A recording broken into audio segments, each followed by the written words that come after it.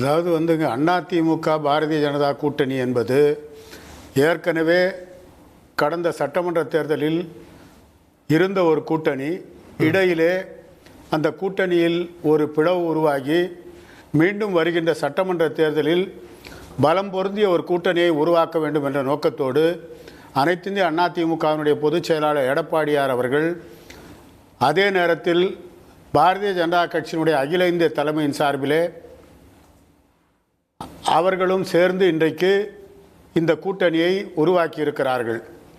இதற்கு எந்த விதமான நிர்பந்தமும் கிடையாது. ஏனென்று சொன்னால் பாரதிய ஜனதா தலைமையிலான தேசிய ஜனநாயக கூட்டணியுடைய நோக்கம் என்பது தமிழகத்திலே நடந்து கொண்டிருக்கின்ற மக்கள் விரோத திராவிட முன்னேற்றக் கழக ஆட்சியை முடிவுக்கு கொண்டு வர வேண்டும் என்று சொன்னால் ஒரு பலம் பொருந்திய கூட்டணி தேவை.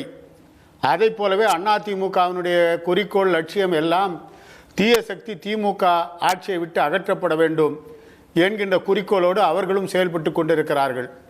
ஆக இரண்டு அணியினுடைய குறிக்கோளும் ஒன்றாக இருக்கின்ற பொழுது இந்த அணி அமைவதிலே எந்த விதமான இடையூறோ சிக்கலோ இருப்பதற்கு வழி இல்லை. ஓகே சார், பொது எதிரி திமுகன்ற புள்ளிக்கு வர்றீங்க, அதுல சிக்கல் இல்லை. ஆனா ஒரு 2 மாசத்துக்கு முன்னாடி வரைக்கும் பாஜகவோட கூட்டணியே இல்லைன்னு சொல்லிட்டு இருந்தாரு இபிஎஸ். திடீர்னு பாஜக கிஜாக்காவாது அப்படின்னு தேர்தல் நேரத்தில் முடிவெடுப்போம் அப்படின்னாரு. டெல்லி போனாரு, இன்னைக்கு உறுதி பண்ணிட்டார். டக்கு டக்கு நடக்குதே சார். சார் நான் என்ன கேட்குறேன், அரசியலில் இதை போன்ற விமர்சனங்கள் செய்யாத கட்சி ஏதாவது இருக்கிறதா? திராவிட முன்னேற்ற கழகத்தை எடுத்துக்கொள்ளுங்கள். பாரதிய ஜனதா கட்சியோடு கூட்டு வைப்பதற்கு முன்னால் பண்டாரம் பரதேசி என்றெல்லாம் விமர்சித்துவிட்டு ஜெயலலிதா அம்மையார் அதிமுக பாரதிய ஜனதா கூட்டணிக்கு கொடுத்த ஆதரவை விலக்கி கொண்ட உடனேயே யாரை பண்டார பரதேசிகளாக சொன்னாரோ அவரோடு கூட்டு வைக்கவில்லையா திமுக? சரி, அதே போலதான் ஐக்கிய முற்போக்கு கூட்டணி ஆட்சியில் அங்கம் வகித்த திராவிட முன்னேற்ற கழகம் கூடா நட்பு கேடாய் முடியும் என்று சொல்லி அந்த கூட்டணியை விட்டு விலகி வந்து, ஆனால் இன்று வரை அந்த கூட்டணி தொடர்ந்து நீடித்து கொண்டிருக்கிறது. எனவே அரசியலை பொறுத்தவரை நிரந்தரமான நண்பரும் கிடையாது, நிரந்தரமான எதிரியும் கிடையாது. இன்றைக்கு ஒரு மிக பெரிய கூட்டணி அமைய வேண்டும் என்ற நோக்கத்தோடு தான் இந்த முயற்சி எடுத்து அதற்காக அனைத்திந்திய அண்ணா திராவிட முன்னேற்ற கழகத்துடைய பொதுச் செயலாளர் எடப்பாடியார் அவர்கள் இன்றைக்கு அமித்ஷா அவர்களை சந்தித்து இந்த கூட்டணியை உறுதி செய்திருக்கிறார். நான் கேட்கிறேன், கடந்த 7 ஆண்டுகளாக திராவிட முன்னேற்ற கழகம் ஒரு கூட்டணியை அமைத்து தொடர்ந்து அவர்கள் செயல்படுகிறார்கள். அவர்களுக்குள்ளே பல கருத்து வேறுபாடுகள் வருகின்ற பொழுது கூட அதை முதலமைச்சர் ஸ்டாலின் அவர்கள் சரி செய்து இந்த கூட்டணியை அழகாக கொண்டு போய் கொண்டிருக்கிறார். அதே போல இன்றைக்கு அதிமுக பாஜக உருவாக்கி இருக்கின்ற இந்த கூட்டணி தொடர்ந்து நிலைத்து நீடிக்க வேண்டும் என்று அமித்ஷா அவர்கள் சொல்லி இருக்கிறார்.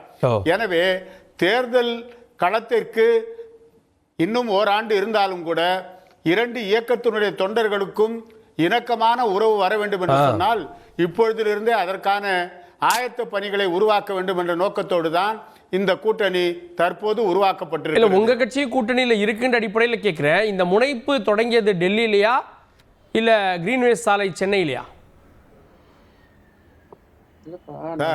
கடந்த நாடாளுமன்ற தேர்தலிலேயே இந்த கூட்டணியை உருவாக்க வேண்டும் என்ற முயற்சியிலே தமிழ் மாநில காங்கிரஸ் தலைவர் மக்கள் தளபதி வாசன் அவர்கள் ஈடுபட்டார்கள். 3 முறை மரியாதைக்குரிய எதிர்க்கட்சி தலைவர் எடப்பாடியார் அவர்களை சந்தித்து பேசினார். ஆனால் அன்றைக்கு அந்த கூட்டணி உருவாகி இருக்குமே, ஆனால் இன்றைக்கு குறைந்தது ஒரு 25-30 நாடாளுமன்ற உறுப்பினர்களோடு மத்தியிலே ஒரு 4-5 அமைச்சர்களாவது இருந்திருப்பார்கள். அன்றைக்கு அந்த கூட்டணி உருவாகாமல் போய்விட்டது. ஆனால் இன்றைக்கு நடக்கின்ற தேர்தல் என்பது சட்டமன்றத்துக்கான தேர்தல். எடப்பாடியார் தலைமையிலே இந்த கூட்டணி அமைகிறது என்று சொன்னால் அதிமுக தலைமையில் ஆட்சி வருவதற்கான ஒரு வாய்ப்பு. எனவே அதிமுக தான் இதற்கான முன்முயற்சியை எடுத்து அவர்கள் இந்த கூட்டணியை உருவாக்கி இருக்கிறார்கள். ஓகே நான் வர மற்ற விருந்தினர்களும் இணைந்திருக்கிறார்கள். பத்திரிகையாளர் திரு செந்தில்வேல் இணைந்திருக்க நிகழ்ச்சிக்கு அவரை வரவேற்கிறேன். நான் திரு அருணுடைய பார்வை வாங்கிட்டு வந்துடுறேன். திரு அருணன், புதிதாக சில கட்சிகள் கூட வரலாம் அப்படின்றாங்க. அப்படின்னா ஒரு லார்ஜா ஒரு பெரிய கூட்டணி உருவாக்குறாங்க, மேபி அது 3 முனையாக சுருங்க வாய்ப்பு இருக்குது அப்படின்றப்போ அது உங்களுக்கு கடுமையான போட்டியை கொடுத்துறாதா? புதிதாக கட்சிகள் வரும்னு சொல்றாங்க. ஏற்கனவே இருந்த பாட்டாளி மக்கள் கட்சியுடைய நிலை என்னன்னு தெரியல, புரியல நமக்கு என்ன புதுசா வர்றாங்கன்னு. அங்க வேற இப்ப குழப்பமா இருக்குது. ராமதாஸ் ஐயா தான் தலைவர்னு அறிவிச்சிட்டாரு. அன்புமணியை வந்து அவர் செயல் தலைவர் தான். அங்கே ஏதோ ஒரு விவகாரங்கள் நடந்துச்சு. அது வரும்போது வரட்டும். நம்ம வந்து இதெல்லாம் மாதிரி ஊகங்களுக்கெல்லாம் நம்ம நிச்சயமாக பதில் சொல்ல முடியாது, கூடாது. பட் நான் என்ன அடிப்படையான விஷயத்தை கேட்குறேன் என்றால், இப்போ பாருங்க, நம்ம ரவிச்சந்திரன் சரி, நம்ம முனைவர் பாட்சாவும் சரி, இதெல்லாம் இயல்பான விஷயம் ஐயா. யார் யாரோடையும் சேரலாம், நிரந்தர எதிரியும் இல்லை, நிரந்தர நண்பனும் இல்லை என்ற சில வாக்கியங்களை திரும்ப திரும்ப சொல்கிறாங்க. நான் ரவிச்சந்திரன் அவங்களுக்கு நினைவுபடுத்த விரும்புகிறேன். கடந்த மக்களவைத் தேர்தலில் அதிமுக கூட்டணிக்கு வரலை என்றவுடன் எடப்பாடியார் பற்றியும் அதிமுக பற்றியும் அண்ணாமலையார் எவ்வளவு கடுமையாக விமர்சித்து வந்தார். அவர் பொது வெளியில வந்து பாஜக தலைமையில தான் நின்று வெளிப்படையா சொன்னார். உள்ளுக்க மட்டும் அப்படி பேசினார், வெளியே இப்படி பேசினார் அவர் வாட்டி சொல்லிட்டு போறாரு. என்னைக்கு அதிமுகவோட கூட்டணின்னு அவர் சொன்னாரு. இப்ப கூட எடப்பாடியார் அவர் சென்னையில் அவர் டெல்லிக்கு கூப்பிட்டு பேசின பிறகு அடுத்த நாள் இவரை கூப்பிடுறாரு. இவர் போயிட்டு வந்த பிறகுதான் இவருடைய டோனே மாறிச்சு. நான் எந்த கூட்டணிக்கு இடையூறு இல்லை, எந்த தலைவரிடமும் எனக்கு தனிப்பட்ட பகைமை இல்லைன்னு எப்ப சொன்னாரு, அப்புறமுல சொன்னார். அதுக்கு முன்னாடி எல்லாம் என்ன பேசினார். ஆகவே பாஜக ஆதரவாளர்கள் இப்படி உண்மைகளை மறைச்சு, நடந்ததை மறைச்சு பேசுவது நியாயம் அல்ல. இப்ப நம்முடைய முனைவர் பாட்சா அது இயல்பு. அவங்க ஏற்கனவே கூட்டணியில் இருக்கிறவங்க. தமிழ் மாநில காங்கிரஸை பொறுத்தவரையில் அதுவும் ஜி.கே. வாசன் ஐயா வந்து முஸ்லீம் அந்த வக்ஃபு சொத்துக்களை பறிக்கிற அந்த சட்டத்துக்கே ஆதரவாக வாக்களித்தவர். ஆகவே முனைவர் பாட்சா வந்து அந்த கட்சியில் இருக்கிறதுனால அவர் எந்த விதமான தயக்கமும் இன்றி பாஜக கூட்டணி வரணும், தமிழ்நாட்டில் அதிமுக பாஜக கூட்டணி ஆட்சி அமையணுங்கிறார். அது எவ்வளவு பெரிய கேடு என்பதை அவங்கள போன்றவங்கெல்லாம் யோசிச்சு பார்க்கணும். ஒண்ணுமே இல்லைங்க. இப்ப நாம வந்து தமிழ்நாட்டுடைய அடிப்படை உரிமைகளை பூரா பறிச்சுக்கிட்டு இருக்குது. இப்ப கவர்னர் என்னென்ன வேலை பண்ணாரு, எப்படி உச்ச நீதிமன்றம்னு பல விஷயங்கள். இதே மூப்பனார் ஐயா எந்த அளவுக்கு தமிழ் மாநில காங்கிரஸ் என உருவாக்குனதிலே ஒரு மாநில உரிமை குரல் இருந்துச்சு அன்னைக்கு. ஆனால் எந்த அளவுக்கு இவங்க தமிழ் மாநில அப்படி தமிழ்நாடு சொல்றதே ஏற்காத கட்சி அதிமுக, ஏற்காத கட்சி பாஜக. தயவு செய்து பாஜகவை பிற கட்சிகளோடு ஒப்பிட்டு அது ஒரு சாதாரண கட்சி தான், யாரோடு எப்ப வேணாலும் கூட்டி சேரலாம் போகலாம்னு பேசுவது, அது இன்றைக்கு 10 ஆண்டுகள் பாஜக பெரிய காம்ப்ரமைஸ் பண்ணிக்கிறதா பாக்கல. இல்ல சார், பாஜக எங்க தலைமையில கூட்டணி அப்படின்னு இறங்கி வந்திருக்காங்க.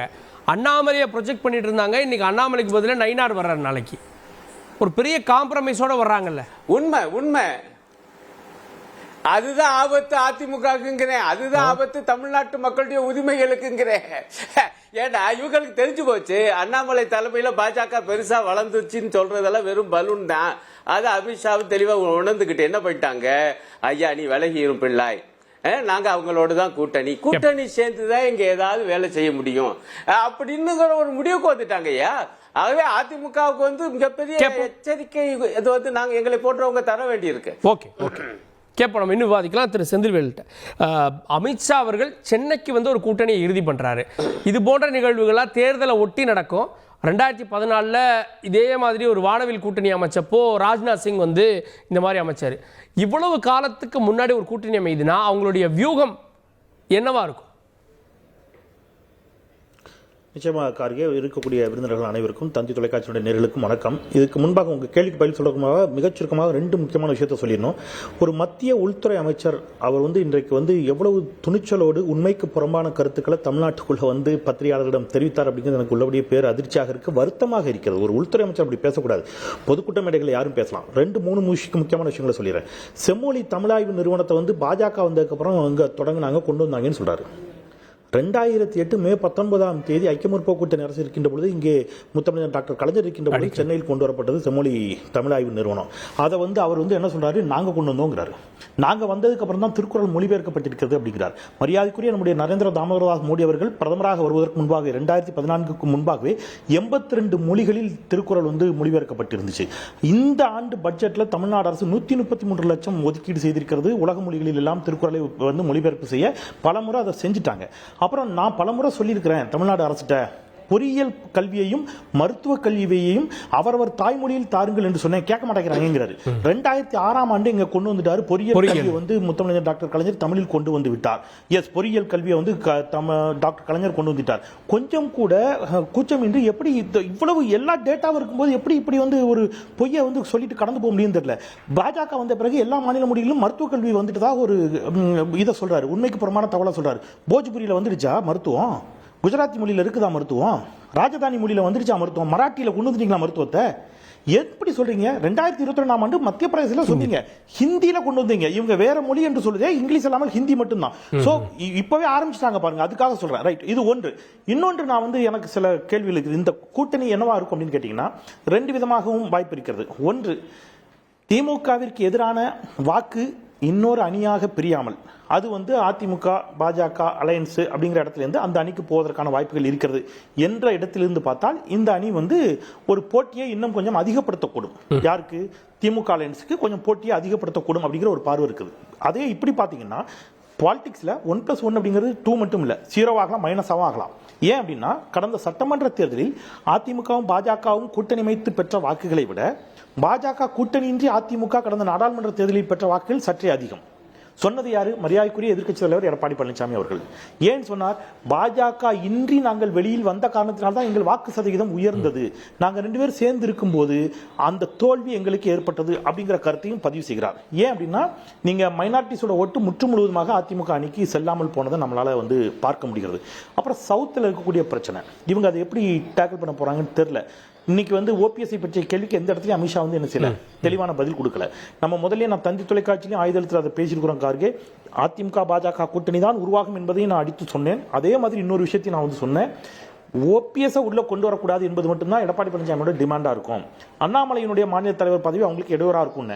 இன்னைக்கு இதை கிளியர் பண்ணி கொடுத்த மாதிரி தான் தெரியுது. இப்போ ஓபிஎஸ் பாஜக எங்க அக்கமடேட் பண்ணும்? ஏன்னா ஓபிஎஸ் முற்று முழுவதுமாக சொல்றாரு, அதிமுக உட்கட்சி வார்த்தை நாங்க தலையிட மாட்டோம்ன்றாரு. இல்லைங்க, அதை இப்ப பாதியில நட்டாத்துல கொண்டு விட்டு நீங்க தலையிட மாட்டோம்னு சொன்னா என்ன? எனக்கு புரியல. இதை எப்ப சொல்லிருக்கணும்? நீங்க ஜெயலலிதா அம்மையார் இறந்தவுடன் சொல்லிட்டு நீங்க ஒதுங்கி இருக்கணும். அன்னைக்கு திருமதி வி.கே. சசிகலா அவர்கள் பொதுச் செயலாளராக தேர்ந்தெடுக்கப்பட்ட போது நாங்க தலையிட மாட்டோம்னு சொல்லியிருக்கணும். இவங்க தலையிட்டதை இவங்களே வெளிப்படையா ஸ்டேட்மெண்ட் சொன்னாங்களே. பல விவாதங்கள் அதை சொன்னாங்களே. மரியாதைக்குரிய அண்ணன் ரவீந்திரநாத் சாமி, எஸ், நாங்க தான் போய் டெல்லியில லாபி பண்ணோம், சசிகலாவை உள்ள கொண்டு வரக்கூடாது என்று நாங்கள் வெற்றி பெற்றோம், தமிழிசை சவுந்தரராஜனுடைய பங்கு அதுல உண்டுன்னே வெளிப்படையா சொன்னார்ல. இன்ன வரைக்கும் யாரும் மறுக்கலையே. அப்ப நீங்க ஜெயலலிதா அம்மையாருடைய மறைவிற்கு பிறகு திருமதி வி.கே. சசிகலா அவர்களை சிறைக்கு அனுப்பியதில் தொடங்கி, அவரை ஓரங்கட்டியதில் தொடங்கி, டிடிவி தினகரனை திகார் சிறையில் அடைத்து தொடங்கி, இன்னைக்கு அவர் அந்த கூட்டணியில் இருக்கிறாரு, பாஜக கூட்டணியில். பட் நீங்க டிடிவி தினகரனை திகார் சிறைக்கு அனுப்பியதில் தொடங்கி இவ்வளவு சிக்கல் பண்ணீங்க. ஆர்கே நகர் இடைத்தேர்தலில் அதிமுக 2 பிரிஞ்சிங்க. புரட்சி தலைவி அணி, புரட்சி தலைவி அம்மா அணின்னு பிரிச்சிங்க. இந்த பக்கம் ஒரு சின்னம், அந்த பக்கம் ஒரு சின்னம் கொடுத்தீங்க. ரெட்டலை சின்னத்திற்கு லஞ்சம் கொடுக்க முயன்றதாக டிடிவி தினகரன் கைது செய்யப்பட்டார். இவ்வளவு பிரச்சனைக்கு அப்புறம் நீங்க நாங்க தலையிட மாட்டோம் இன்னைக்கு சொல்றது இருக்குல்ல, இது ஏற்புடைய வாதம் இல்ல. தென் மாவட்டங்களில் இது எப்படி என்னவா போகும் அப்படிங்கிறது இதுல இருக்கக்கூடிய பிரதான கேள்வி. தவிர்க்க முடியாத தம்ப்நெயில்ஸ், கலக்கலான கண்டென்ட்ஸ், சினிமாவும் சீரியஸ் பிரச்சனைகளும், சும்மாவே ராம் சரண் தளபதி விஜய் எப்படா பெரிய கலகலப்பும் கைகலப்பும். Me too love you, thank you sir. அவர்களை மாஸ் ஏத்துறது தியேட்டர் தெரிக்குதுனாலே டன் தான். பிரேக்கே இல்லாமல் பிரேக்கிங் நியூஸ் சொல்லும் தந்தி டிவி ஆப். இன்ஸ்டா தலைமுறை வரை இறங்கி அடிக்கும் தந்தி டிவியின் டிஜிட்டல் எக்ஸ்க்ளூசிவ். பாடி காமிச்சிங்க. அது அதை விட மோசம். இல்ல பாடி காமிச்சிங்கன்னா அது இன்னும் வெரி பேட். தந்தி டிவி ஆப்பை இலவசமா டவுன்லோட் செய்யுங்க. ஃபாலோ பண்ணுங்க, சப்ஸ்கிரைப் பண்ணுங்க, என்ஜாய் பண்ணுங்க.